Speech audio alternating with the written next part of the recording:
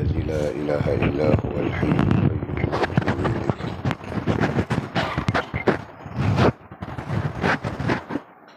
اللهم صل وسلم وبارك على سيدنا محمد وعلى آله وصحبه في كل لمحة ونفس عدد ما وسعه علم الله. اللهم صل وسلم وبارك على سيدنا محمد وعلى آله وصحبه في كل لمحة ونفس عدد ما وسعه علم الله. اللهم صل وسلم وبارك على سيدنا محمد وعلى آله وصحبه في كل لمحة ونفس عدد ما وسعه علم الله. بسم الله ما شاء الله، بسم الله ما شاء الله، بسم الله ما شاء الله، وما لم يشأ لم يكن، لا حول ولا قوة إلا بالله العلي العظيم، لا حول ولا قوة إلا بالله العلي العظيم، لا حول ولا قوة إلا بالله العلي العظيم.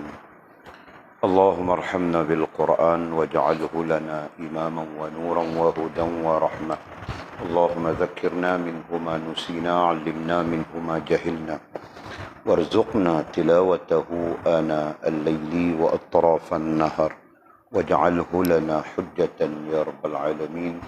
اللهم افتح لنا فتوح العارفين، وارزقنا فهم النبيين، واجعلنا من عبادك الصالحين والمتقين يا رب العالمين.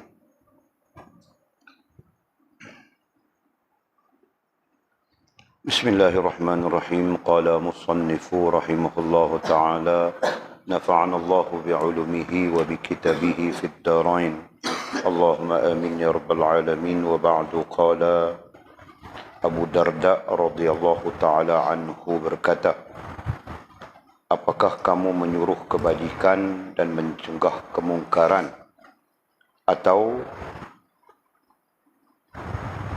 Allah subhanahu wa ta'ala mengalahkan mereka melalui kekuasaan yang zalim?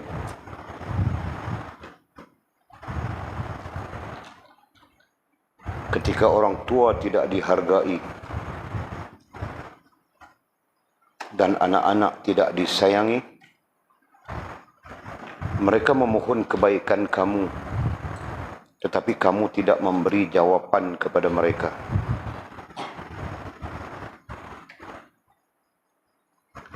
Mereka meminta pertolongan, tetapi tidak ada yang menolong. Mereka memohon keampunan, tetapi tidak dimaafkan. Sayyidatina Aisyah radhiyallahu taala anhu meriwayatkan bahawa Nabi Muhammad sallallahu alaihi wasallam bersabda, Allah subhanahu wa taala mengazab penghuni kampung yang mengerjakan 18,000 perbuatan para nabi.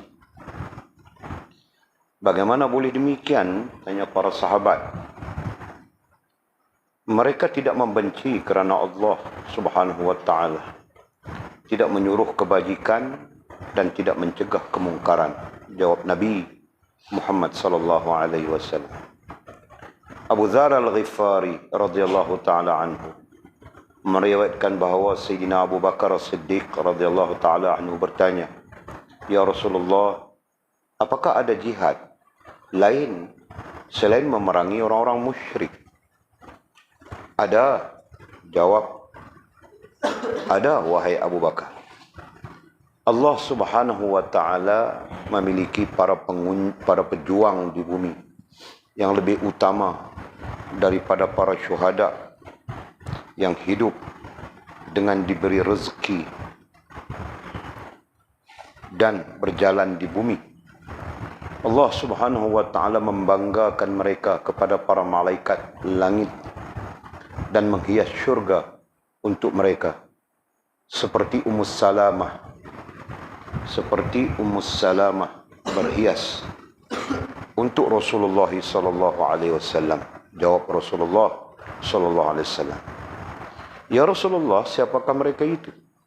Rasul menjawab, orang-orang yang menyuruh kebajikan, mencegah kemungkaran, serta mencinta dan membenci kerana Allah subhanahu wa ta'ala.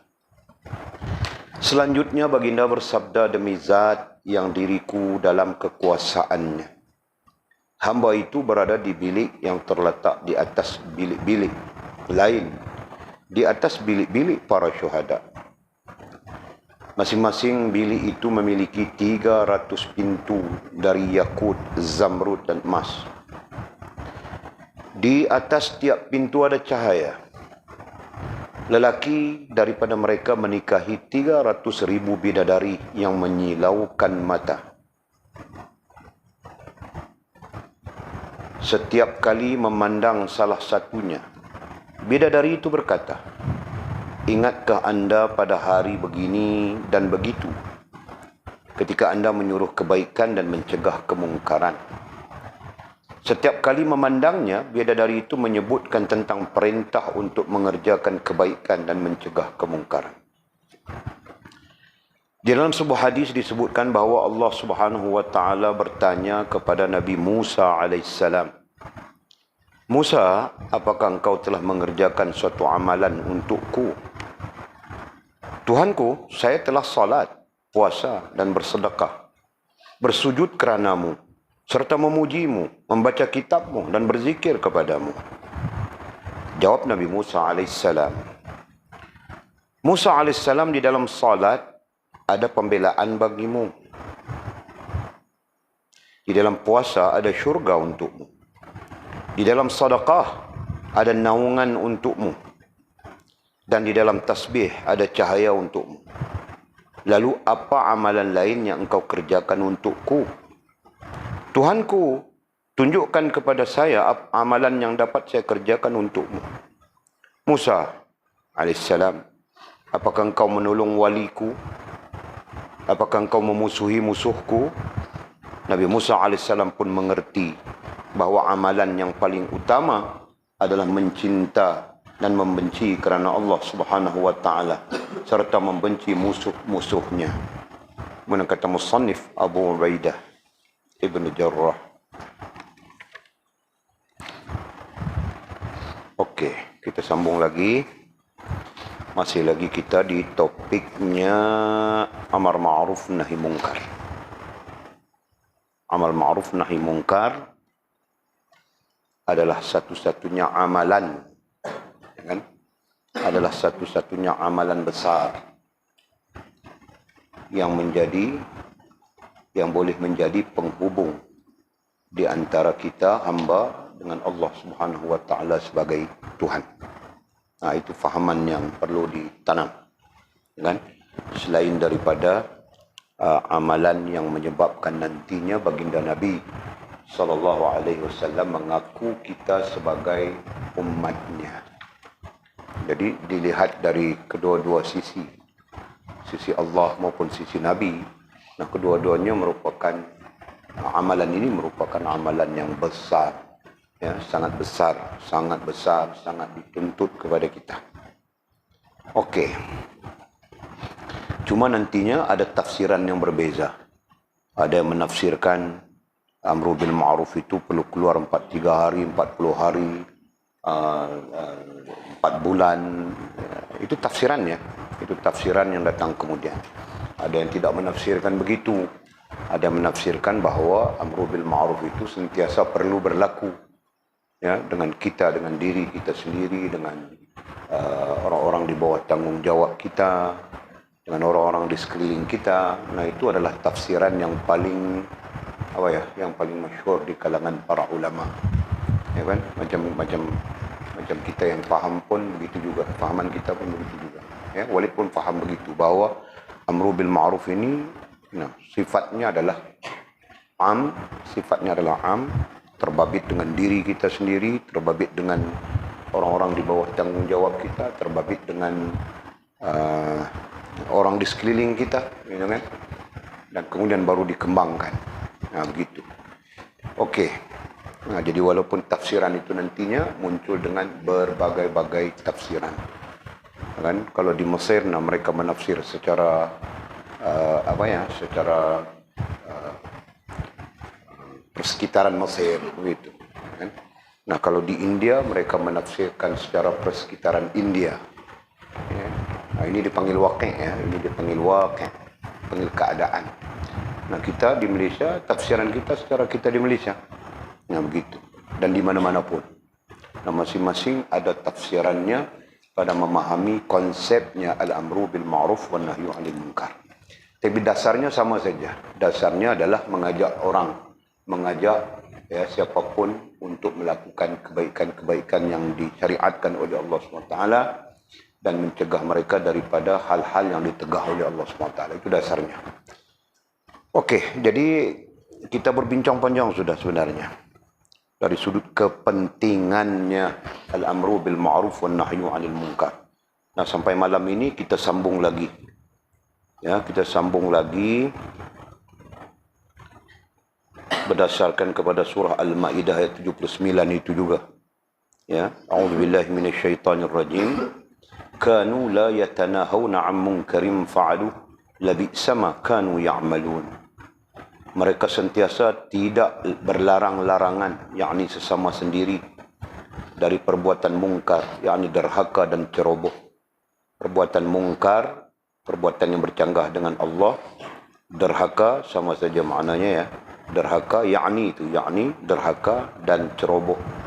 Ceroboh artinya melanggar batas sempadan. Yang mereka lakukan.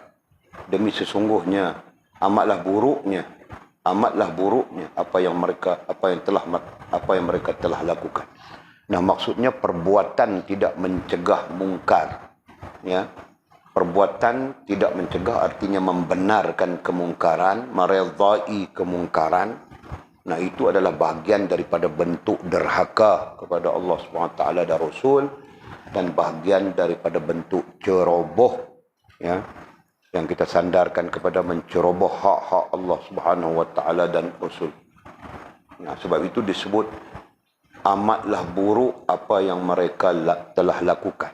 Jadi perbuatan tidak mengajak kepada ma'ruf, tidak mencegah kepada mungkar itu adalah perbuatan yang buruk. Ya. Okey. Jadi rentetan daripada surah Al-Maidah ayat 79 ini, musannif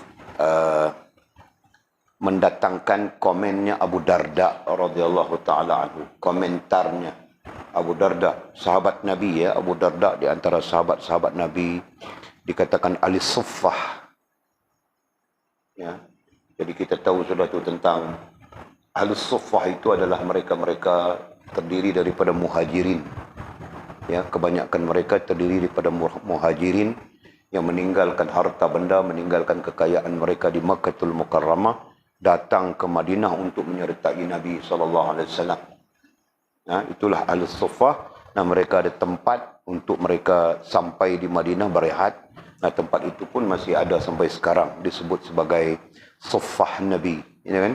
Masih ada sampai sekarang di tepinya rumah baginda Rasulullah sallallahu alaihi wasallam.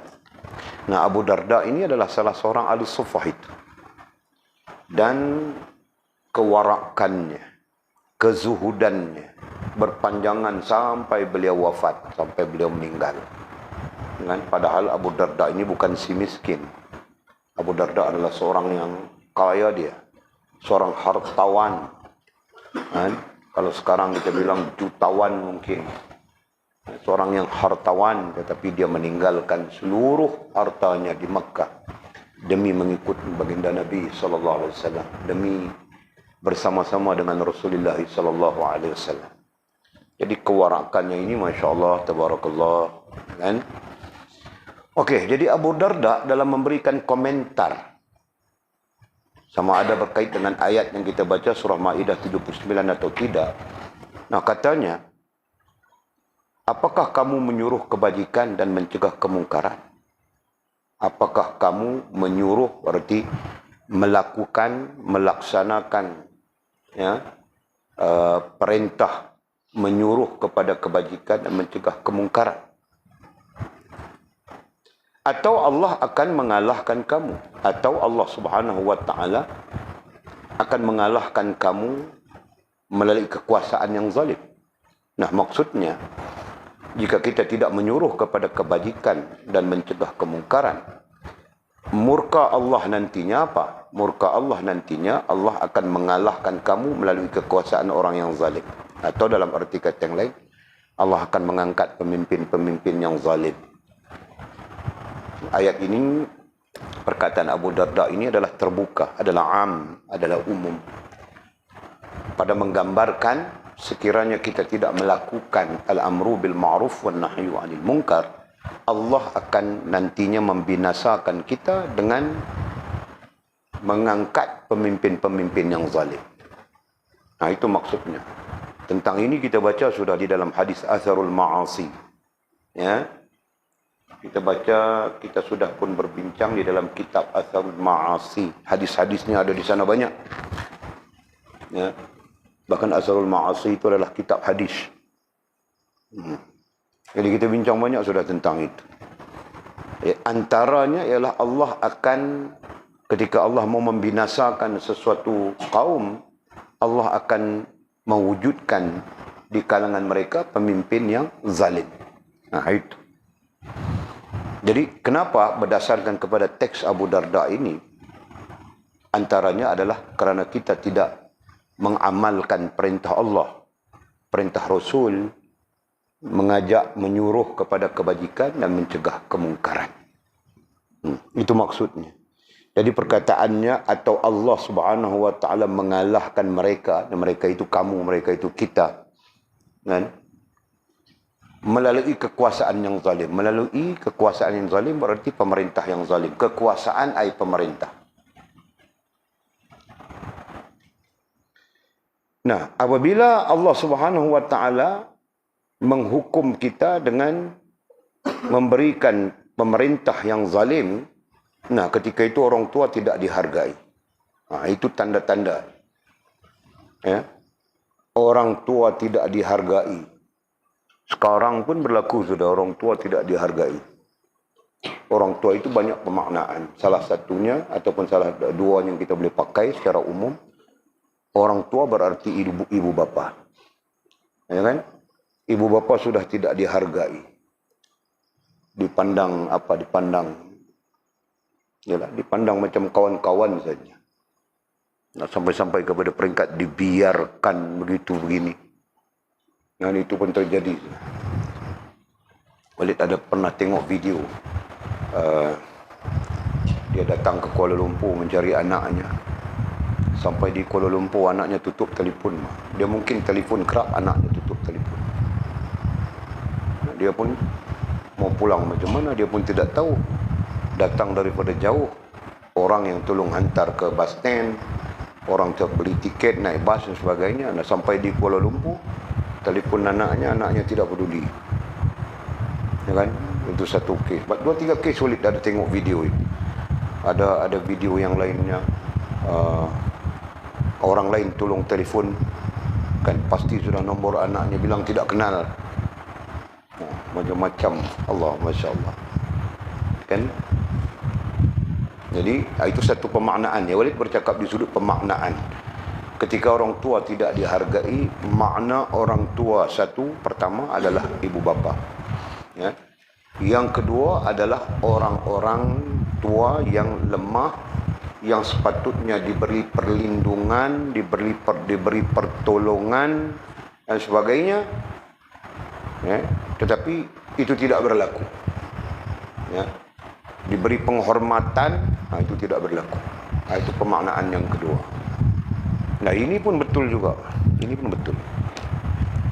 Walid pernah di Sungai Petani itu apa, Central Square. Saya Walid ronda-ronda sementara menunggu di bawah dia orang urusan naik tingkat.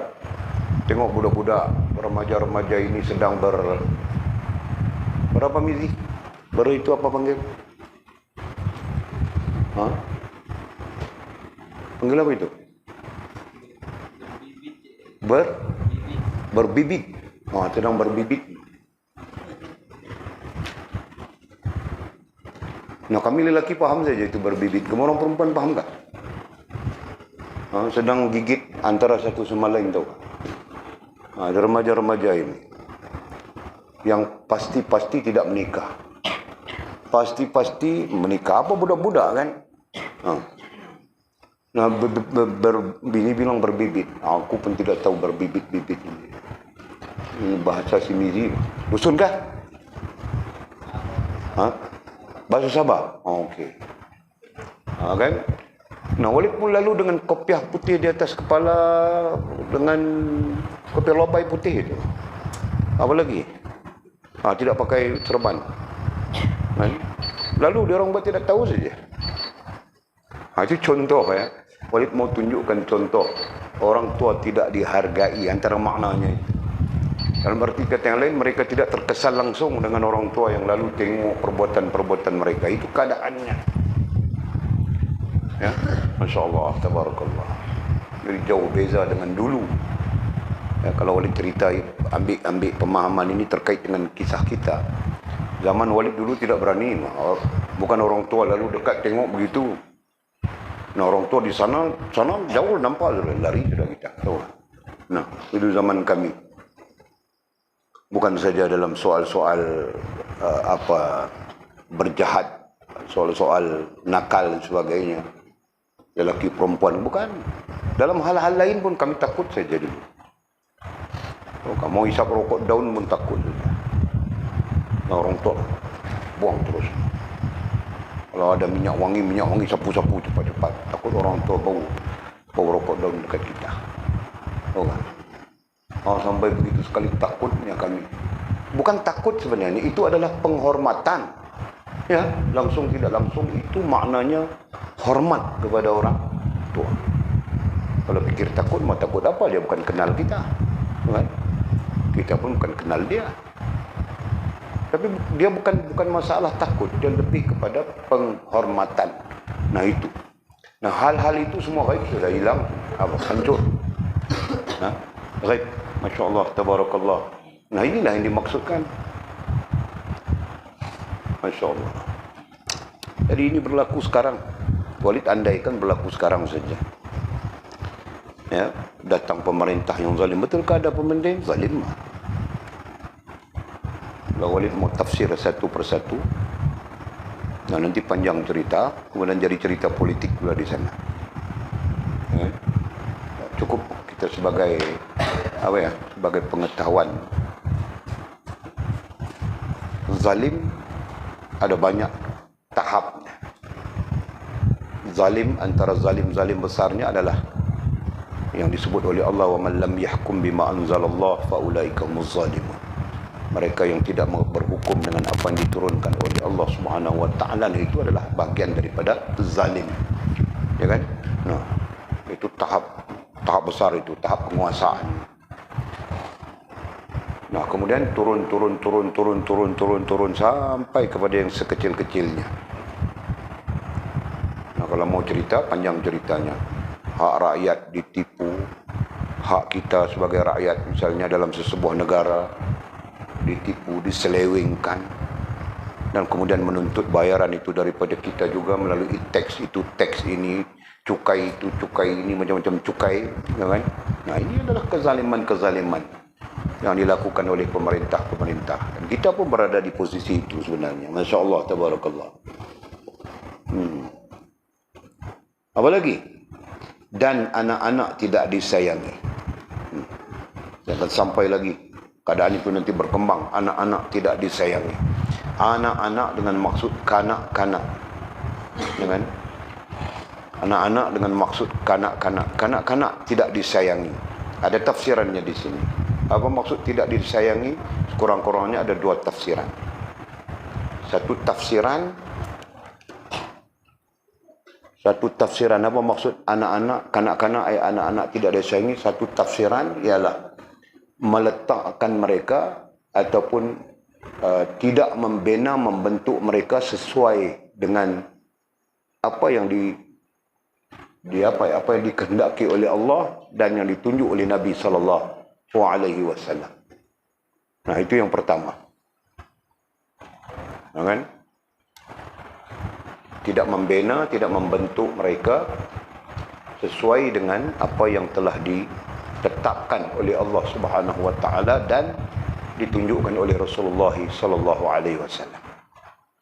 Mencari makna tidak disayangi. Kerana kita faham sayang itu mestilah ditandai dengan dibelai, ditandai dengan mau apa diberi, dikasih, mau apa. Nah, kita meletakkan begitu. Betul ni kan? Umumnya kita meletakkan begitu. Nah, tanda kita sayang anak, nanti kita apa? Kita belai-belainya, kita covering, kita cover, kita itu, kita ini. Ya betul, itu satu. Itu tanda, ya kan? Apa yang dia mau kita berikan. Kita faham begitu. Umumnya faham begitu. Hakikatnya itu bukan. Tidak begitu. Hakikatnya yang kita sebutkan tadi, yang pertamanya adalah kita tidak membina mereka, mendidik mereka, membina, umum begitu ya kan. Membina berarti mendidik, menuntun, membimbing mereka sesuai dengan syariat Allah SWT dan sesuai dengan apa yang ditunjuk oleh Nabi SAW. Itu yang pertama. Dan pemaknaan yang kedua ialah kita takut untuk perkataan takut itu nantinya di banyak tahap ini. Jadi kesimpulannya kita takut untuk menegur atau mengatakan sesuatu yang sepatutnya kepada mereka. Kan? Kita takut kita takut untuk menegur ataupun mengatakan sesuatu yang betul, yang benar kepada mereka. Nah, sekurang-kurangnya ayat itu nanti membantu kita kefahamannya. Jadi apa maksudnya di sana? Ya, sekarang pun orang tidak berani tegur anak sudah. Dengan ada keadaannya mau tegur anak, nanti dipotongnya elon tembakau. Ya kan? Mizi, kau jadi ayah. Jadi anak 1 bulan dia nanti kasih kau 300. Misalnya. Anak yang sulung kah misalnya. Mizi dia tidak banyak anak lah. Kerana dia tidak beranak. Jadi dia anaknya tidak banyak. Jadi dia mungkin ada 2-3 anak saja. Jadi anak yang pertamanya kasih dia 1 bulan 300. Ketika dia menerima 1 bulan 300, nah dia pun tidak berani mau tegur anak sudah. Anaknya buat salah, tidak bisa. Kenapa? Takut nanti potong elang tembakau 300. Nah, itu contoh keadaan-keadaan yang mungkin terjadi, gitu kan? Anak yang keduanya perempuan. Ini contoh saja Mizi ya. Boleh tidak mendoakan itu kepada kau. Itu doa yang baik saja. Tapi ini contoh pengajian pelajaran kita. Anak yang keduanya pun kasih lagi banyak. Kasih Mizi sampai 1000. Kan? Nah, Mizi pun setelah menerima 1000 bulan pertama, bulan kedua, bulan ketiga. Nah, selanjutnya dia pun tidak boleh tegur sudah anak itu. Satu hari anak itu, yang anak perempuannya itu pulang bawa boyfriend. Pulang bawa boyfriend, berkepit saja dengan boyfriendnya. Nah, Mizi mau tegur, ini salah, ini tidak dibenarkan dalam agama kita ini. Mau tegur pun tidak berani sudah. Kenapa? Nanti potong elang tembakau lagi 1000. Itu contoh, paham tak?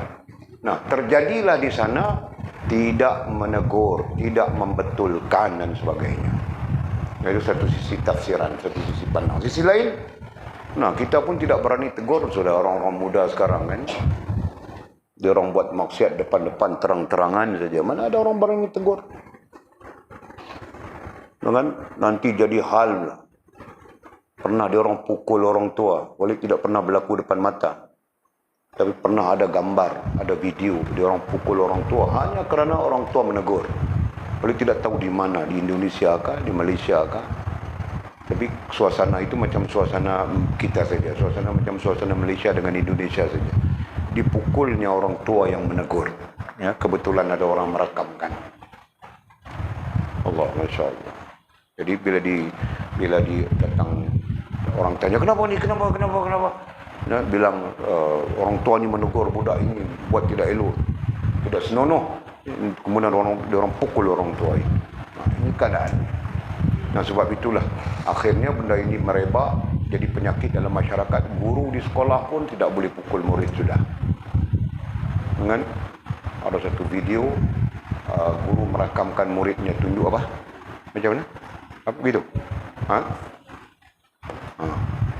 Apa ini maksudnya apa? Kurang ajar kan? Tunjuk kepada gurunya. Tahukah? Kan? Nah, gaduh besar. Akhirnya guru pukul akhirnya jadi kes. Bawa sampai ibu bapa campur tangan begitu begini, hancur institusi apa ya? Institusi sosial Islam hancur. Nah, inilah yang dimaksudkan dengan yang kita katakan tadi ya, apabila kita menurut Abu Darda radhiyallahu taala apakah kamu tidak menyuruh kebajikan dan mencegah kemungkaran? Jika kita tidak menyuruh, tidak melakukan itu, Allah akan mengalahkan kamu. Mengalahkan itu pun nanti tafsirannya ada itu, menjatuhkan, menghina dan sebagainya. Ya, melalui kekuasaan jadi, melalui pemerintah yang zalim. Itu pertama. Yang kedua, kan, orang tua tidak dihargai. Ini sebagai bencana ya, ini sebagai bala. Pandangannya sebagai bencana, pandangannya sebagai bala daripada Allah Subhanahu wa taala. Orang tua tidak dihargai dan anak-anak tidak disayangi. Nah, berlaku semua itu. Ya, sebagai apa? Sebagai bala daripada Allah Subhanahu wa taala. Allah, Masya Allah. Jadi kita takut kan? Ya, walaupun kalau kamu kita perhatikan pertanyaannya, artinya Abu Darda bertanya kepada sekelompok orang. Paham tak? Apakah kamu tidak melakukan amru bil ma'ruf wa nahyu 'anil munkar? Nah, jika kamu tidak melakukan, jawapan imbal balik ya. Reverse ya, jawapan apa yang dipanggil? Ini sirah mubalaghah memanggil dalam bahasa Arab. Sembangnya ini adalah istifhamiyah. Tapi dalam sembang istifhamiyah itu ada jawapannya. Jika kamu tidak melakukan amru bil ma'ruf wa nahyu 'anil munkar, Allah akan menghinamu. Allah akan mengalahkanmu, menghina kamu melalui kekuasaan yang zalim, melalui pemerintah yang zalim. Sebab itu boleh sebut awal tadi umum. Ini cerita besar ya, bukan cerita kecil. Bukan cerita komuniti, tapi cerita satu keadaan yang besar. Okey, apa lagi yang Allah akan datangkan? Orang tua tidak dihargai dan anak-anak tidak disayangi. Nah, itu bala bencananya. Mereka memohon kebaikan kamu, tetapi kamu tidak memberi jawapan kepada mereka. Apa ini? Mereka memohon kebaikan kamu, tetapi kamu tidak memberi jawapan kepada mereka. Nah, ini tentang apa? Ini tentang bala bencana yang kita sebutkan tadi. Mereka memohon kebaikan kamu. Maksudnya, kita sepatutnya berlaku baik kepada mereka. Tapi itu tidak akan terjadi. Macam sekarang kan? Macam sekarang pun. Kita berlaku baik. Nah, itu yang dipandang buruk sekarang. Kau berlaku baik itu dipandang buruk. Dan kau berlaku yang macam-macam berlaku sebaliknya itu dipandang bagus saja. Ini bala bencana lah, termasuk bala bencana yang kita sebutkan tadi. Yang baik dipandang buruk, yang buruk itu dipandang baik. Yang buruk itu dipuja-puja, yang baik itu dihina-hina. Nah, itu terjadi. Itu termasuk bala bencana tadi ya. Kemudian katanya apa lagi? Mereka meminta pertolongan tetapi tidak ada yang menolong. Sampai-sampai nanti ada orang yang minta pertolongan, tidak ada orang yang menolong. Tidak ada siapa yang mungkin berani menolong atau mau menolong dan sebagainya. Mereka memohon keampunan tetapi tidak dimaafkan. Nah, ini semua apa? Ini semua terkait bala yang akan terjadi. Kenapa bala-bala ini terjadi? Kerana kita tidak melakukan al-amru bil ma'ruf wan nahyu 'anil munkar. Nah, fahamnya begitu. Ya, jadi berdasarkan kepada teks ini mungkin kita keliru. Ya, kerana Abu Darda sebenarnya sedang menyoal sekelompok manusia, sekelompok orang. Ya kan? Nah, begitu. Allah, Masya Allah, Tabarakallah. Nah, kita pun takut juga bahawa kita tidak menyeru kepada ma'ruf, tidak mencegah kepada mungkar. Nanti Allah mendatangkan bala kepada kita hal yang sama. Mudah-mudahan Allah pelihara kita. Dengan yang am itu kita pun tidak dapat menafikan, kita pun tidak dapat menolak. Tapi yang khas mudah-mudahan tidak tertimpa ke atas kita. Dengan kita dapat mendidik anak-anak kita, kita dapat membina, membangun anak-anak kita sesuai dengan syariat Allah Subhanahu wa taala, sesuai dengan pengajaran baginda Rasulullah sallallahu alaihi wasallam. Amin ya rabbal alamin. Nabi dia, nah nanti kau pun balik berada di tengah masyarakat. Nah, kau pun tidak tahu masyarakat itu nanti macam mana. Kan? Nah, kalau kau berada di masyarakat yang masya-Allah mengimarahkan masjid, mengimarahkan surau, majlis ilmu, nah itu bagus sudah. Nah, kalau kita berada di tengah masyarakat yang macam-macam cap ada, di mana? Faham tak tu? Nah, mabuk ada, itu ada, karaoke ada. Jadi persekitaran kita berarti persekitaran yang campur aduk saja, begitu kan? Nah, disitulah kita akan melihat macam-macam kehancuran kita akan nampak. Allah, yang penting jangan tinggalkan amru bil ma'ruf wan nahyu 'anil munkar berdasarkan kepada perkataan Abu Darda radhiyallahu taala anhu ini. Nah, kemudian musannif meriwayatkan lagi, katanya Sayyidatina Aisyah radhiyallahu taala anhu meriwayatkan bahawa Nabi Muhammad sallallahu alaihi wasallam bersabda. Nah, Ummul Mukminin Aisyah radhiyallahu taala anhu meriwayatkan sabda Nabi sallallahu alaihi wasallam. Katanya Allah Subhanahu wa taala mengazab penghuni kampung yang mengerjakan 18,000 perbuatan para nabi. Allah mengazab, mendatangkan azab kepada penghuni sebuah kampung. Ini bahasa Arab diterjemahkan kepada Melayu itu disebut kampung. Nanti pandangan kita kampung macam kampung Tok Nanyan, macam kampung itu bukan. Ya. Maksud kampung di sini artinya suatu penempatan. Kerana masyarakat Arab bukan macam kita. Masyarakat Arab suatu penempatan itu, ini cerita dulu. Jauh untuk dapat satu penempatan dengan satu penempatan, faham tak? Di mana ada wadi, di situ ada penempatan. Nah, nanti semua terhimpun di situ. Ya, di mana ada wadi, jadi dasarnya adalah wadi. Ya, daripada wadi itu wujudlah penempatan. Nanti semua penempatan, semua orang-orang akan berkumpul di situ. Nah, itu secara orang Arab ya. Karena wadi itu biasanya satu-satu itu jauh. Ya. Nah, nanti jauh lagi di setempat ada satu penempatan. Nah, itulah. Jadi bicara Nabi SAW ini terkait dengan bentuk penempatan. Jadi apabila disebut qaryah dalam istilah Arab, bukan seperti kampung-kampung kita. Sebelah kampung Tok Nayan, kampung itu. Sebelah kampung itu, kampung itu. Sebelah kampung itu, kampung itu. Nah, satu tempat mungkin ada 10, 15 kampung, 20 kampung. Itu kita. Ya, tapi masyarakat Arab tidak begitu. Faham kami ini? Nah, jadi disebutkan Allah mengazab penghuni kampung, penghuni satu kampung. Terjemahan daripada perkataan Arabnya adalah qaryah. Ya, qaryah ini kalau diukur daripada perkataan Arabnya berarti satu wadi, satu penempatan yang berbagai-bagai di dalamnya itu kan. Begitu. Allah mengazab penghuni kampung yang mengerjakan 18,000 perbuatan para nabi. Artinya mereka melaksanakan sunnah nabi-nabi. Kampung itu, qaryah itu, mereka melaksanakan sunnah nabi-nabi. Ukuran yang diberikan di sana adalah 18,000 perbuatan para nabi. Allah. Itu sudah cukup bagus, sudah 18,000. Kita satu perbuatan Nabi pun kita susah sudah kan. Serban saja pun kadang kita pakai, kadang itu tidak. Tambah balik lagi teruk lah. Lepas sembahyang saja, lepas ku zikir-zikirku sedikit minta ampun dosa-dosaku setiap hari pada Allah SWT. Nah, bangun tengok-tengok jam, dekat 8.30 sudah. Mau bangun, ambil cermin mata, ambil lidah. Nah, mana sempat mau pakai serban-serban lagi juga. Nah, itu pun kita tidak dapat bertahan. Macam-macam lagi baru. Siwaknya.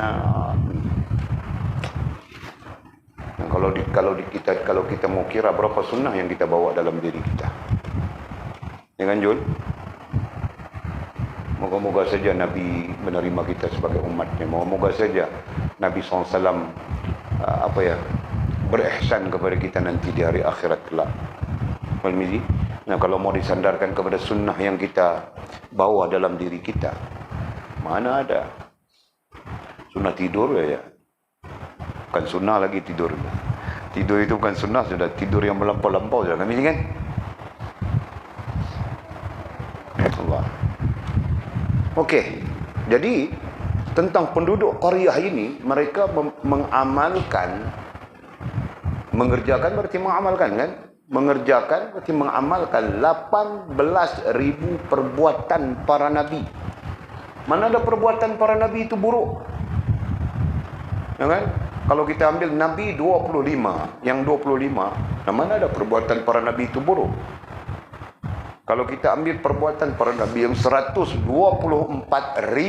nah itu pun tidak ada perbuatan nabi yang buruk. Karena Allah menjadikan nabi itu melakukan kebaikan-kebaikan yang boleh dicontohi. Betul? Jadi mana mungkin para nabi melakukan perbuatan-perbuatan yang buruk. Nah, justru penduduk satu kampung itu, satu qaryah itu mengerjakan, melakukan 18,000 perbuatan para nabi. Berarti perbuatan-perbuatan yang baik. Nah, masalahnya sekarang apa? Masalahnya sekarang Allah mengazab kampung itu. Allah mengazab qaryah ini. Allah mengazab penduduk-penduduknya yang mengamalkan 18,000 ya, perbuatan para nabi. Kenapa begitu ya? Nah, jadi pertanyaan timbul. Para sahabat timbulkan pertanyaan. Bagaimana boleh demikian wahai Rasulullah? Mereka mengamalkan 18,000 perbuatan para nabi pun diazab oleh Allah Subhanahu wa taala. Didatangkan bala, diazab oleh Allah Subhanahu wa taala. Nah, bagaimana boleh demikian? Bagaimana boleh terjadi begitu? Tanya para sahabat. Nah, jawab Nabi SAW ya. Mereka tidak membenci kerana Allah. Itu nombor satu. Ya, mereka tidak membenci kerana Allah. Kalaupun mereka membenci kerana suku, kerana puak, kerana komuniti, kerana macam-macam kerana yang tidak wajar, yang tidak patut. Jangan, bukan mereka membenci kerana Allah, artinya mereka membenci seperti mana bencinya Allah, mereka menyayangi seperti mana sayangnya Allah Subhanahu wa taala. Nah, itu tidak berlaku. Itu yang pertama, penyebab kepada Allah mengazab satu qaryah begitu, satu kampung begitu. Yang kedua, tidak menyuruh kepada kebajikan, kebaikan. Nah, yang kedua menyebabkan Allah mengazab kampung itu, qaryah itu adalah tidak menyuruh kepada kebajikan, kebaikan. Nah, perlu aikannya, perlu babit kerana nanti kita tersasul. Dan yang ketiganya, tidak mencegah kemungkaran. Nah, ada dua hal atau tiga hal. Pertama, tidak membenci kerana Allah. Allah benci, mereka suka. Nah, itu pun salah je kan. Pengajarannya, dasarnya Allah benci, kita pun perlu benci juga. Allah benci dengan perbuatan-perbuatan yang secara umumnya disebut maksiat, ya, secara umumnya disebut derhaka, ya. Kita suka, misalnya, jangan ini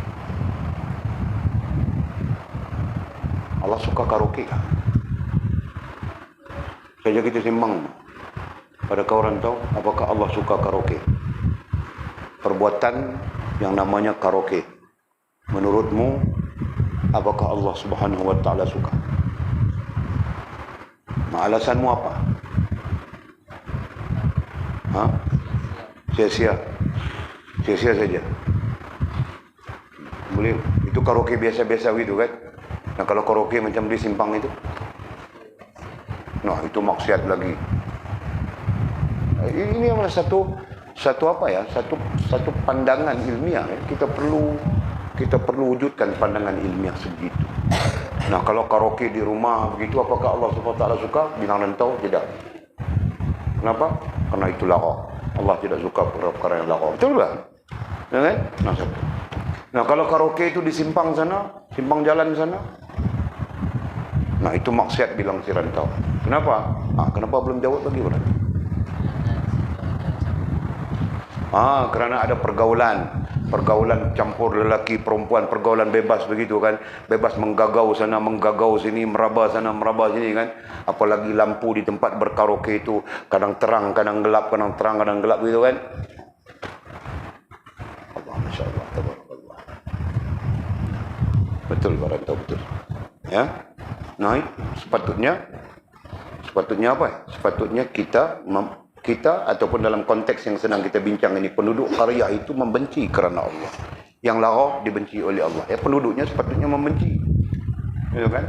Nah, mungkin mereka pun setuju saja lara-lara itu main dam haji lah, sekejap-sekejap naik haji, sekejap-sekejap naik haji. Ya kan? Nah, mungkin kerana itu Allah Subhanahu wa taala, kerana itu mereka disebut tidak membenci kerana Allah Subhanahu wa taala. Mereka menyukai sesuatu yang lara dan sebagainya. Atau mungkin sampai kepada peringkat maksiat. Nah, mereka menganggap tidak ada apa-apa hal, tidak ada apa-apa masalah. Misalnya kan. Satu. Yang lainnya apa? Yang lainnya umum saja. Seperti mana kita sebut sudah dalam pengajian kita. Bab ini ya. Mereka tidak menyuruh kepada kebaikan. Tidak mengajak menyuruh kepada kebaikan. Ya betul, mereka mengikut perbuatan Nabi sampai 18,000, berarti Masya Allah, tabarakallah. Mungkin mereka berserban, mungkin mereka berjubah, mungkin mereka bersiwak, mungkin mereka sembahyang banyak, zikir banyak, begitu begini. Ya kan, kita pun tidak tahu sampai 18,000 itu apa. Tapi bila disebut perbuatan para Nabi, nah itu merujuk kepada kebaikan-kebaikan. Mereka buat baik itu banyak betul. Tapi hanya kerana mereka tidak membenci seperti mana dibenci oleh Allah. Hanya kerana mereka tidak menyuruh kebajikan, ya, tidak menyeru, mengajak kepada kebajikan-kebaikan dan tidak mencegah kemungkaran. Kerana itu Allah membinasakan satu qaryah. Allah, Masya Allah. Tidak dinyatakan masa zaman kaum siapa. Tapi ini tidak boleh ya, kerana sepanjang sejarah manusia ada macam-macam kaum yang dibinasakan oleh Allah Subhanahu wa taala, ya kan? Allah sebutnya, Allah cerita di dalam Al-Quran semua tentang itu. Allah na'udzubillah, jangan kita ya. Takut juga disebut qaryah itu dengan makna kampung. Jadi sedikit sebanyak kita pun takut juga. Kampung kita bukan ada siapa, kita saja. Kita, Ayah Mat, Pak Su. Nah, di ujung ada satu, Pak Arun. Ya? Nah, itulah kampung kita. Kemudian campur dengan makcik siapa ni namanya? Makcik Juni dengan ada satu atuk di ujung sana. Inilah penduduk kampung kita. Mudah-mudahan Allah SWT pelihara kampung kita. Dan semua penduduk tidak kira apa agama apapun bangsanya. Kan? Tapi sedikit sebanyak kampung kita pun terjejas juga, Pak. Penyamun banyak kampung kita. Bukan penyamun dalam kampung, penyamun yang datang daripada luar kampung masuk dalam kampung kita. Ini yang menjadi masalah ini. Gatah makcik Juni kena curi, itik kita kena curi. Ini pun sebagai bencana juga. Sebagai bala juga, kawan. Allah, Masya Allah. Wallahu a'lam. Pasal penceritaan ini riwayat daripada Ummul Mukminin Aisyah radhiyallahu taala anha. Jadi berarti Nabi SAW menceritakan kepada Aisyah bahawa Allah mengazab satu kaum, satu kampung yang mana mereka mengerjakan 18,000 perbuatan perbuatan. Berarti buat baik. Penduduk tu semua buat baik belaka. Kemudian diazab oleh Allah SWT. Ceritanya begitu. Jadi kita tak pasti bercerita ni. Rasa-rasanya di dunia lah, sebab sabit dengan tak melakukan al-amru bil ma'ruf wa nahyu 'anil munkar dan tidak membenci apa yang dibenci oleh Allah Subhanahu wa taala. Sabit daripada situ. Jadi kaum mana ini? Bukan kaum Nabi Muhammad sallallahu alaihi wasallam ini. Karena Nabi Muhammad sallallahu alaihi wasallam kalau kaumnya dia akan menyebut kaumku. Nabi SAW ni dia sifatnya tahqiq. Ya kan? Berarti Nabi menceritakan kaum-kaum sebelum daripada kerusulannya. Boleh jadi umat Nabi mana-mana tak pelik pun kan. Kalau kita baca sepanjang sejarahnya, kita sebut tadi dalam Al-Quran, kaum Nabi Saleh itu pun banyak kaum. Kaum Nabi Lut pun banyak kaum. Tapi spesifiknya perangai jahat tu ya. Tapi macam-macam kaum lagi, macam-macam keadaan lagi.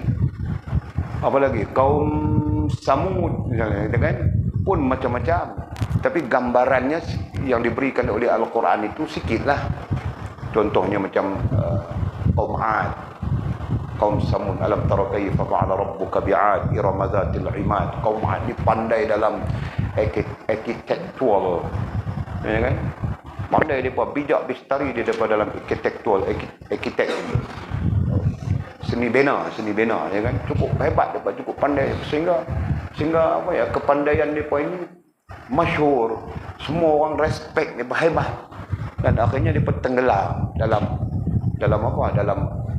rasa hebat depa itu. Jadi Allah binasakan mereka, ya kan?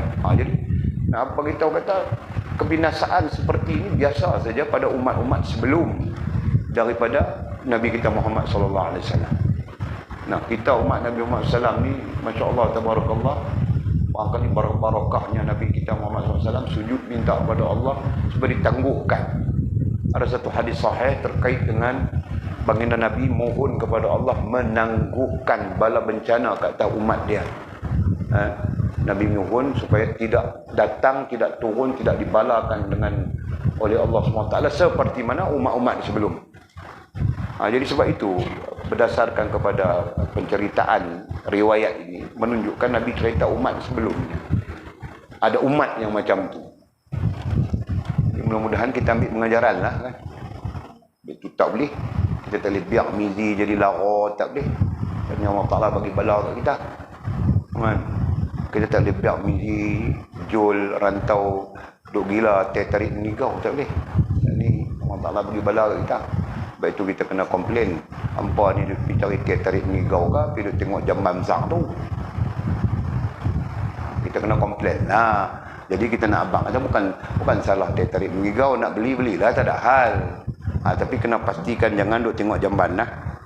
Tu kita tegah yang tu. Boleh faham Jul?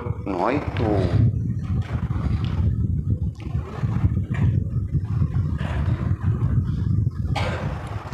Boleh clear Majina? Masya-Allah tabarakallah. Okey.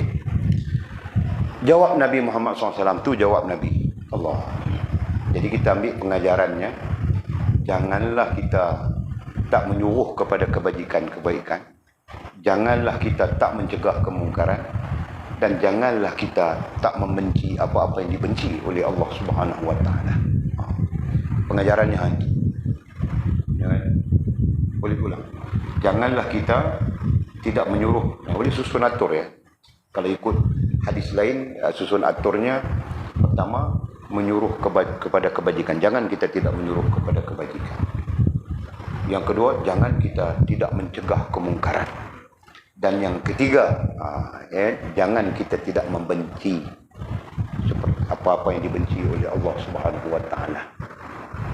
Jadi ada hal yang Allah Subhanahu Wa Taala benci, nah kita pun turut benci. Jangan kita nah kita kemudian jadi pelopornya. Kan? Kita kemudian jadi penganjurnya begitu. Allah. Di pelan diam-diam, Mizi buka pot di belakang sana dengan Jol, belakang sana kasih belaga ayam. Okay? Sabah masih kuat belaga ayam kah? Kuat kan? Sebab boleh tengok videonya itu. Sabah ini dia terpengaruh dengan Indonesia. Jadi kalau di Indonesia ada perkara itu, di Sabah mesti ada. Kan? Itu cerita laga ayam. Laga ikan mana ada kan? Kalau di Indonesia tu laga ikan tahu tak? Laga ikan pun ada. Boleh cari-cari saja video. Boleh suka tengok dia orang memancing di Kalimantan. Sungai-sungai Kalimantan. Akhirnya terjumpa video. Video yang laga ikan di Tawau. Ini dekat-dekat Kemurang ni, Tawau. Ada laga ikan. Jadi tidak tahu siapa yang bawa. Tapi Walid mau cerita, ada laga ikan itu, ada laga ayam. Nah, mungkin kalau di Indonesia itu nanti ada laga babi, nah di sana pun akan ada laga babi. Kalau di Indonesia ada laga kura-kura, di Sabah pun nanti ada laga kura-kura. Paham tak? Nah, kerana pengaruh itu, pengaruh. Okey. Jadi balik kita kepada hal tadi ya, sesuatu yang menyuruh kepada kebaikan itu tuntutan, mencegah kemungkaran itu tuntutan, dan membenci apa yang dibenci oleh Allah SWT itu termasuk tuntutan. Nah, kalau berdasarkan kepada riwayat Ummul Mukminin Aisyah ini, itulah penyelamat daripada keadaan-keadaan Allah mendatangkan bala secara am, secara terbuka.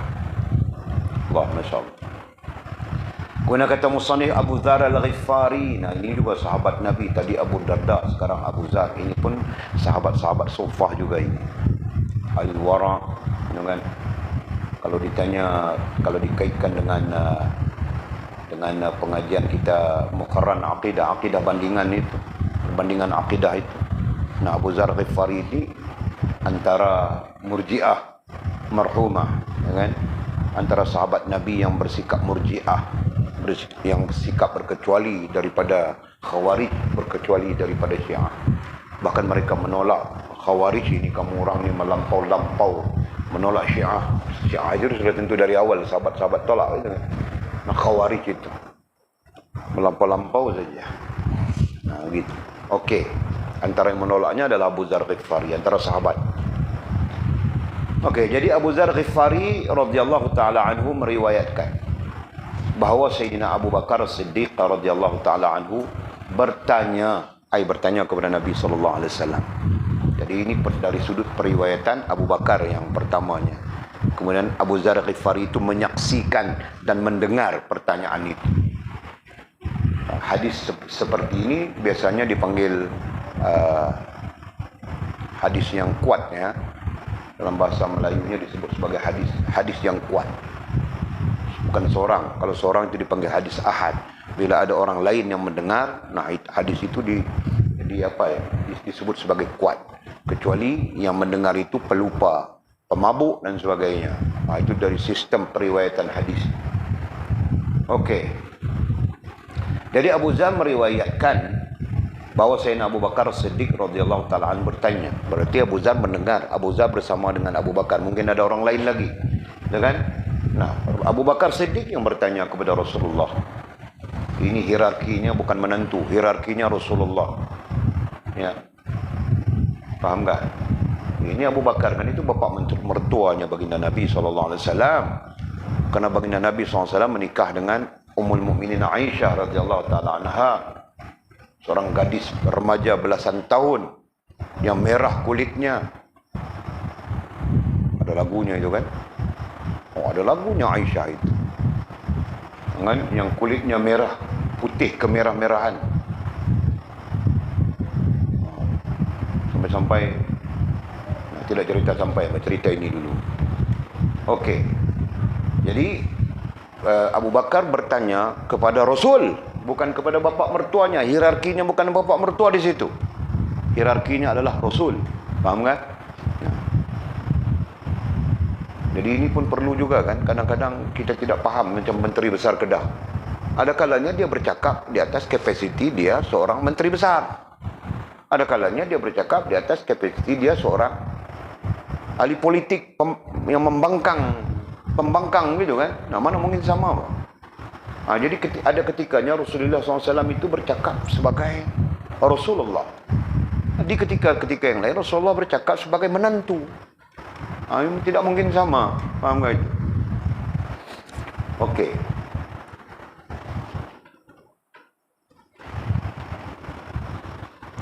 Apa pertanyaannya? Ya Rasulullah, apakah ada jihad lain selain memerangi orang-orang musyrik? Nah, itu pertanyaannya Sayyidina Abu Bakar. Ada jihad lainkah? Ya. Selain daripada perang dengan orang-orang musyrik, kafir-kafir musyrik. Nah, jawab Rasulullah SAW siapa? Ada. Wahai Abu Bakar. Nah. Jadi kalau perhatikan ya, macam boleh sebutkan tadi, Rasulullah SAW pun pada banyak keadaan Rasulullah menyebut wahai Abu Bakar, ya Abu Bakar. Nah, disebutnya begitu. Ya, pada sisi orang yang mengkaji hadis, ya. Jadi Rasulullah SAW dia cover sebagai bapa mertua, penghormatan kepada bapa mertuanya disebut Abu Bakar. Aba itu penghormatan bapa mertua, faham tak? Sisi lain, Abu Bakar adalah sahabatnya baginda Nabi SAW. Bahkan ini termasuk sahabat-sahabat aula. Jadi katanya ada, atas pertanyaan tadi ya, apakah ada jihad selain daripada memerangi musyrikin? Ada, jawab Rasulullah. Ya, ada, wahai Abu Bakar. Apa? Allah Subhanahu wa taala memiliki para pejuang di bumi. Allah Subhanahu wa taala memiliki, nah berarti ada, memiliki ai ada. Para pejuang di muka bumi. Yang lebih utama katanya, yang lebih utama ai afdal. Siapa yang lebih utama ai afdal itu? Para pejuang itu. Para pejuang yang dimiliki oleh Allah di atas muka bumi ini. Kita sebut para pejuang. Ya. Allah SWT memiliki para pejuang di bumi yang lebih utama. Utama dalam bahasa kita. Bahasa Arab dipanggil afdal. Ya kan? Nah, kita sampai faham afdal itu maknanya afdal itu maknanya utama itu maknanya afdal, tapi dari sudut understanding, dari sudut fahaman, afdal itu mesti didahulukan.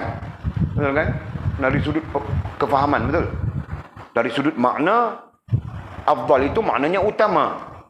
Itu dari sudut pemaknaan, faham tak? Nah, ini pun kadang-kadang perlu ajar juga supaya kamu orang nanti berkembang dengan tidak keliru ya.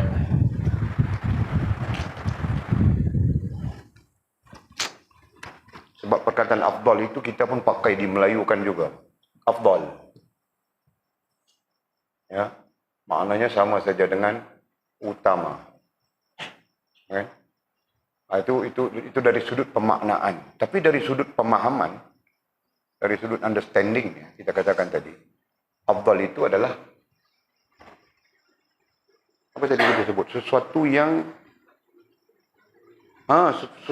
mesti didahului. Ya kan? Jadi boleh takut kamu orang nanti salah faham di situ. Sesuatu yang perlu didahului. Ya. Boleh keliru kan? Sesuatu yang perlu didahului. Nah, itu tentang apa? Tentang mau buat. Ya kan? Tentang apa yang kita mau buat. Dia mungkin ada dahului, ada kemudian dan sebagainya kan. Kalau tentang contohnya para sahabat-sahabat Nabi, ya kan? Para sahabat Nabi, ada sahabat Nabi dipanggil akrabin, sahabat yang terdekat, sahabat dekat dengan Nabi, Abu Bakar,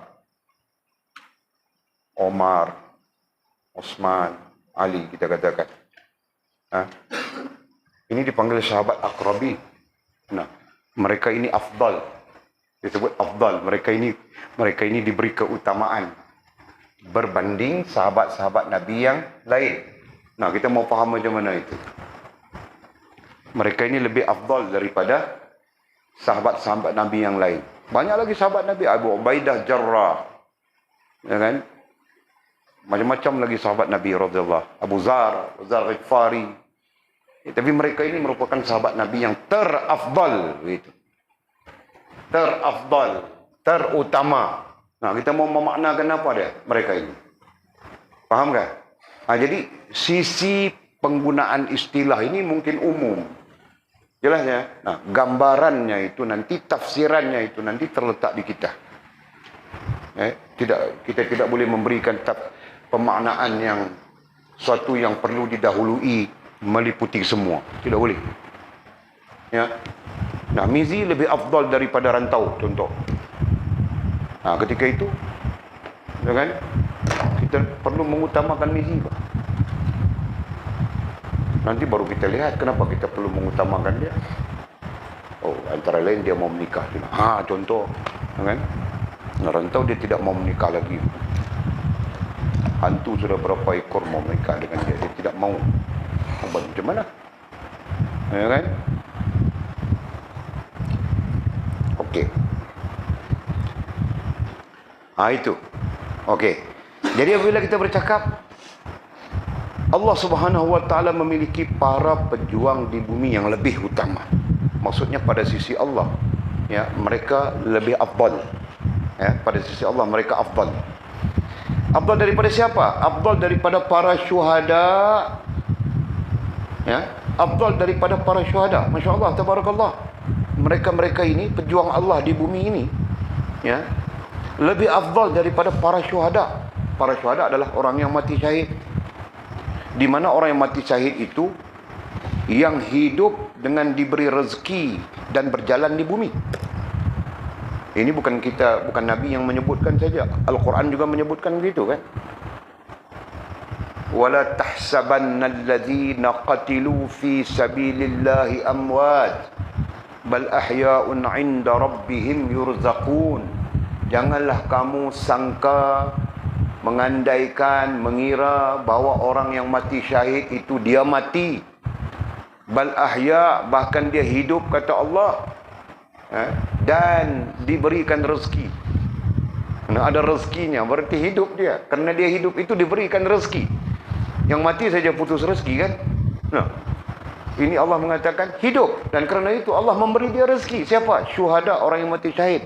Nah, kerana itulah dalam kerohanian, dalam perkara kerohanian, terkait dengan bab kerohanian, ada para rohaniah, ya, termasuk dalam mereka-mereka yang mengamalkan ilmu hikmat. Nah, mereka perlu pahami adanya para rohaniah yang memang hidup, ya kan? Faham tak? Nah, bukan jin saja, bukan hantu saja rohani yang gaib-gaib itu. Ada para rohaniah. Begitu, ya kan? Dan para rohaniah itu ada yang digelarkan dengan rijalullah, rijalul ghaib, ya kan? Nanti ada nazam yang diamalkan oleh setengah-setengah orang itu, rijalullah, rijalul ghaib, yang dibid'ahkan oleh kelompok-kelompok Wahabi dengan. Kemudian ada lagi rohaniah, mukminin, salihin, syuhada, siddiqin, rohaniah. Nah, itu jadi besar sikit, dia luas sikit kamu orang punya pengetahuan. Okey. Nah, itulah dia. Ya, jadi para pejuang di bumi lebih utama, kata Nabi, daripada para syuhada, daripada orang yang mati syahid. Yang mana orang mati syahid itu hidup dengan diberi rezeki dan berjalan di bumi. Ya, ini hadis. Ya, yang berjalan di bumi mati sudah, ya, mati sudah. Tapi mereka hidup di sisi Allah. Dan mereka berjalan di bumi ini. Mereka ada di mana-mana. Itu kan? Okey. Allah Subhanahu wa taala membanggakan mereka. Allah Subhanahu wa taala membanggakan, berbangga, senang istilahnya, ya. Allah Subhanahu wa taala membanggakan, berbangga, ya, dengan mereka. Masukkan perkataan dengan berdasarkan teks hadisnya, redaksi hadisnya. Allah Subhanahu wa taala membanggakan, berbangga dengan mereka. Nah, siapa mereka itu? Pejuang. Bukan pejuang yang Tun Mahathir itu, bukan, ya. Itu pejuang apa? Pejuang mengambil boreh. Ini kita bercakap dah. Sekejap lagi baru kita takhrijkan siapa perjuang ini menurut hadis Nabi SAW. Okey. Jadi katanya Allah Subhanahu wa taala membanggakan, berbangga dengan mereka. Pejuang, mereka pejuang itu kepada para malaikat langit. Ini Allah SWT membanggakan, berbangga dengan mereka, para malaikat langit. Nah, wahai para malaikatku, lihat. Wahai para malaikatku, lihatlah. Lihatlah pejuang-pejuangku. Seolahnya begitu berbangga, begitu bangga, gitu kan? Maha suci Allah dengan sifat-sifat makhluk. Nah, mau tunjuk, mau cerita pun aku takut juga, tahu kah? Nanti kamu orang fikir, Allah SWT sambil berdiri dia bilang, malaikatku tengok. Mana ada begitu kan? Faham ini? Nah, aku takut kamu orang yang salah faham, tahu kan? Maha suci Allah daripada sifat-sifat makhluk. Nah, ini berarti ada bentuk, ada cara Allah SWT berbangga sesuai dengan keagungannya, gitu kan? Sesuai dengan haknya. Okey. Dan katanya, dan menghias syurga untuk mereka. Dan Allah Subhanahu Wa Taala menghias syurga untuk mereka. Siapa mereka? Nah, sama saja. Allah menghias syurga untuk mereka. Siapa mereka? Pejuang. Pejuang yang Nabi SAW mengatakan milik Allah di muka bumi. Nah, kemudian Nabi memajaskan, mengkiaskan, memetaforakan, ya, metafora seperti Ummu Salamah berhias untuk Rasulullah sallallahu alaihi wasallam. Nah, sebab itu kamu orang jangan marah cara Walid. Nah, Walid pun satu-satu keadaan seperti mamamu. Nyari mamamu pun demam sudah. Teruk sudah. Ya kan? Nah, itu adalah kau tengok sendiri Rasulullah sallallahu alaihi wasallam. Ya kan? Ketika bercakap dengan para sahabat, menceritakan tentang satu hal besar ini sebenarnya. Ini hal besar, ya. Nah, katanya Allah SWT berbangga dengan mereka pejuang-pejuang ini kepada para malaikat di langit, ya, dan Allah menghiaskan untuk mereka syurga. Allah menghias syurga untuk mereka pejuang-pejuang ini seperti Ummu Salamah berhias untuk Rasulullah sallallahu alaihi wasallam. Nah, menurut riwayat, ya, menurut asbabul wurud hadis ini, Rasulullah memang berada di rumah Ummu Salamah. Tahu kan?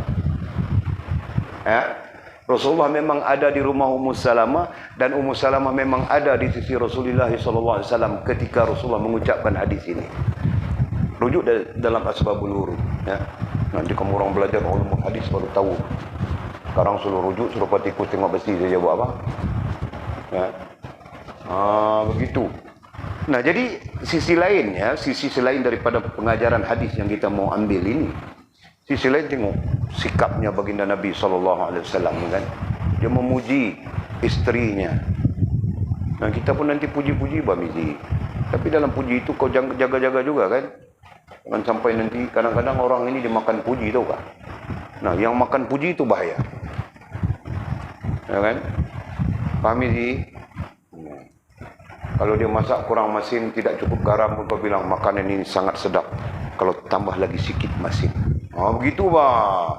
Apa kau ni makanan tidak masin, kau mau kasih aku makan kah? Kau mana boleh begitu, Mizi? Faham kah? Begitu. Nah, kamu orang perempuan pun janganlah makanan kalau perlu masin-masin. Ini kalau perlu manis-manis, ya. Jangan kau makanan itu perlu masin, kau maniskan. Nah, nanti suamimu dia malumlah, kan, kadang-kadang dia masalah banyak di pejabatnya itu. Okey. Seperti Ummu Salamah berhias untuk Rasulullah. Padahal Rasulullah SAW menceritakan Allah menghiasi syurga, gitu kan? Nah, jawab Rasulullah SAW. Kemudian tanya Abu Bakar, ya Rasulullah, siapakah mereka itu? Siapakah mereka yang disebut pejuang Allah Subhanahu Wa Taala itu? Rasul menjawab, orang-orang yang menyuruh kebajikan, mencegah kemungkaran, serta mencintai dan membenci kerana Allah Subhanahu Wa Taala. Oh, rupa-rupanya mereka itu, ya. Mereka yang terlibat dengan al-amru bil ma'ruf wan nahyu 'anil munkar, dan mereka yang mencintai dan membenci kerana Allah Subhanahu Wa Taala dalam kehidupan ini. Jadi berdasarkan kepada redaksi hadis ini pun tiga hal juga. Satu, menyuruh kebajikan. Kedua, mencegah kemungkaran. Dan ketiga, mencintai dan membenci kerana Allah Subhanahu Wa Taala. Nah, jadi sama saja seperti kita sebutkan pada riwayat siapa? Pada sebutan, bukan riwayat, ya, pada Abu Darda tadi, asar daripada Abu Darda tadi. Abu Darda tidak meriwayatkannya, itu asarnya Abu Darda. Mungkin berarti Abu Darda bercakap dengan sekelompok orang mungkin. Nah, asar itu, ya. Okey. Allah, Masya Allah, Tabarakallah. Rupa-rupanya orang yang menyuruh kepada kebajikan, mengajak kepada kebajikan, kebaikan, dan mencegah kemungkaran, ya, dan dalam masa yang sama mencintai dan membenci apa yang dicintai dan dibenci oleh Allah SWT sejajar, sesuai. Nah, mereka-mereka itu menurut hadis Nabi SAW ini adalah para mujahid. Dalam bahasa Arabnya disebut mujahid, ya, para mujahid Allah Subhanahu wa taala di bumi. Allah, Masya Allah, Tabarakallah. Sampai Allah mengaulakan, mengutamakan, mengafdalkan lebih daripada para syuhada. Masya Allah, Tabarakallah. Jadi kalau demikian, nah itu sebabnya kenapa Walid kasih tahu awal-awal kamu orang datang dulu belajar dan niat untuk mengajar. Betul? Gitu. Kenapa? Karena dalam mengajarmu itu nanti ada al-amru bil ma'ruf wan nahyu 'anil munkar. Yang ada di sana. Ya kan? Dan ada juga di sana yang ketiga itu mencintai dan membenci kerana Allah Subhanahu wa taala. Itu terkait dengan tarbiyah, itu terkait dengan pendidikan. Berarti kita mendidik untuk mencintai dan mendidik untuk membenci, ya. Sesuai dengan Allah Subhanahu wa taala. Okey, kemudian kata musannif selanjutnya baginda bersabda, kita sambung. Allah a'lamu bisawabihi atau kama qala.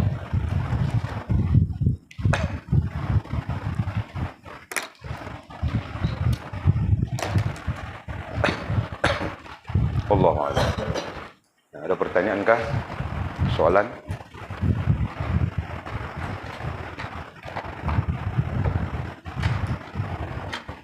Tiada. Okey, sila, mari.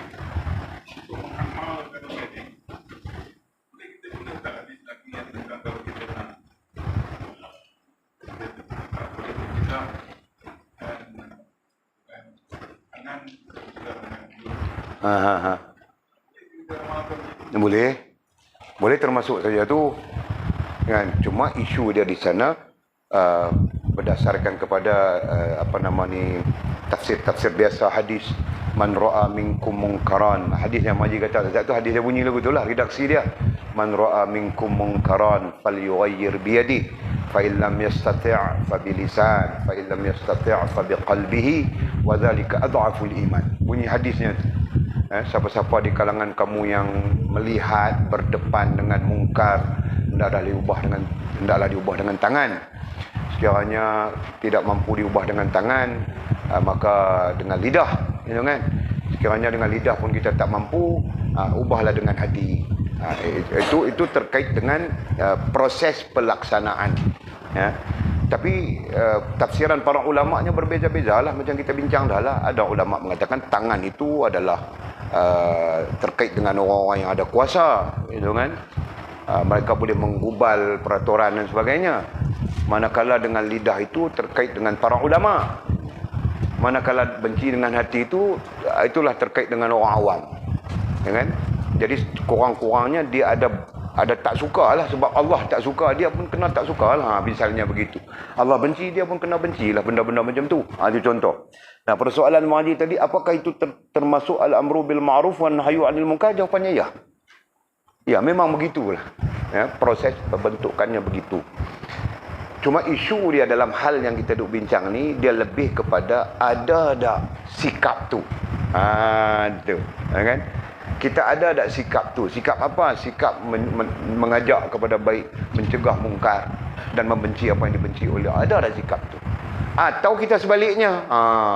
Jadi kita duk berbincang tu berdasarkan kepada kitab kita ni. Itulah. Dalam, kalau bercakap bahasa mudahnya, kita nak bawa sikap suka mengajak kepada ma'ruf, mencegah mungkar dan lain, kita nak bawa dalam life kita. Mudah-mudahan Allah merahmati kita semua, ya. Jadi kamu orang jadilah guru, ya. Belajar sampai jadi guru. InsyaAllah kita sentiasa berada dalam amru bil ma'ruf wa nahyu 'anil munkar. Okey. Nah, insyaAllah pada bulan 7 ada satu sistem pengajian lagi kita akan buka. Takat ni ada berapa? 2 orang. Ada 3 orang. Sistem pengajian kita itu pengajian macam PJJ saja, tapi dia perlu present, ya. Nanti boleh pentangkan dulu Kalau ada yang nak mengikut, ini untuk orang tua saja. Kan? Ada orang yang nak mengikut, kita akan atur ya, silibusnya, kemudian strukturnya, itu. Jangan bentang. Nah, Walid saja mau dalam satu sisi, Walid pun mau mencuba sistem itu ya. Kita pelbagaikan sistem. Dan kita test ya, pioneer, dia panggil apa? Pioneer test. Kita test dulu. Sejauh mana keberkesanan sistem itu. Ya. InsyaAllah dengan izin Allah SWT. Ini nanti mana tahu Miji Jul rantau sambil dia bekerja sebagai guru, mengajar. Jul bekerja sebagai toke, ikan bilis. Kita bincang dah dengan Cikgu Subhi itu hari. Kamu jangan main-main Jul. Kami bincang sudah 2 orang kami, tahu kah? Ini tokan besar, tahu kah?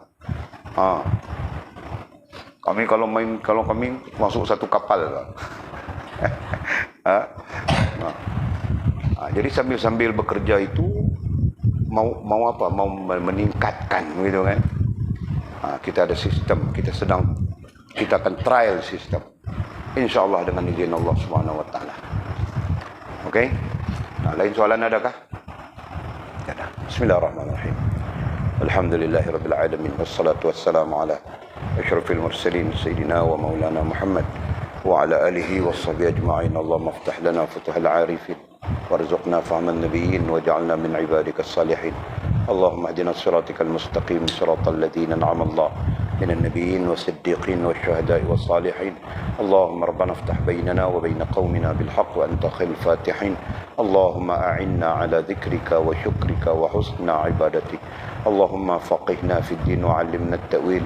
اللهم فقهنا في الدين وعلمنا التأويل. اللهم فقهنا في الدين وعلمنا التأويل. وصلى الله على سيدنا محمد وعلى آله وصحبه وبارك وسلم. والحمد لله رب العالمين. تقبل الله منا ومنكم. أقم الصلاة.